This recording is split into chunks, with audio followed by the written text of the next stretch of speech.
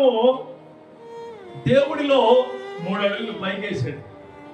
ఎలా వేసాడు? 3 అడుగులు పైకేసాడు. దేవుడు నీతో మాట్లాడి నీతో మంచిగా ఉండి నీతో గొప్పగా ఉన్నప్పుడు నువ్వు ఎన్ని అడుగులన్నా పైకెత్తావు. నీ అడుగులకి అసలు నీ అడుగులకు అలసటే ఉండదు. దేవుడితో నడిచేటప్పుడు, దేవుడు నీకు చెప్పినప్పుడు, దేవుడితో బలంగా ఉన్నప్పుడు నువ్వు ముందుకు 3 అడుగులు వేసాడు. అబ్రాహాము కూడా 3 అడుగులు వేసాడు, చాలా గొప్పగా వేసాడు. తర్వాత ఒక్కసారిగా నీలో ఒక ఇబ్బంది వచ్చినప్పుడు, నీ కుటుంబంలో ఇబ్బంది వచ్చినప్పుడు, ఆత్మీయంగా ఇబ్బంది వచ్చినప్పుడు 3 అడుగులు ఎలా వేశాడు?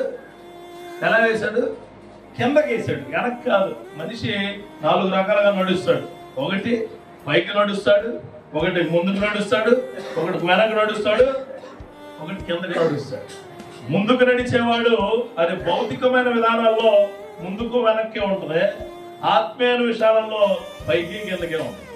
ఇక్కడ 3 వేసాడు మనోడు అడుగులు. ఎలా అంటే ఆత్మీయమైన విధానాల్లో 3 అడుగులు పైకి వేసాడు, ఆత్మీయమైన విధానంలో 3 అడుగులు కిందకి వేసాడు, శారీరక విధానంలో వెనక్కి వెళ్ళి ఉన్నాడు దేవుడు.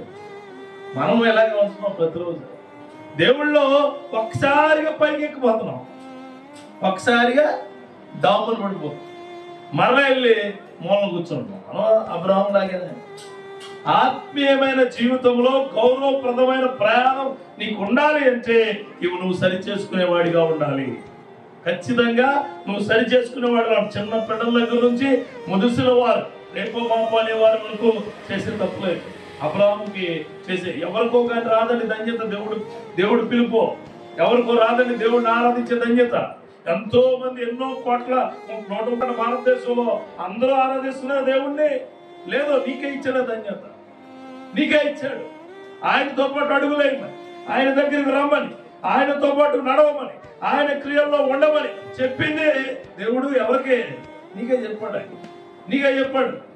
నువ్వు ఆయనలో పడిపోతున్నా సరే ఆయన మళ్ళా నేను పట్టుకుంటాను అంటున్నాడు. వెళ్ళిపోకూడదు, పడిపోకూడదు, కిందకి వెళ్ళిపోకూడదు. మనం ఎప్పుడు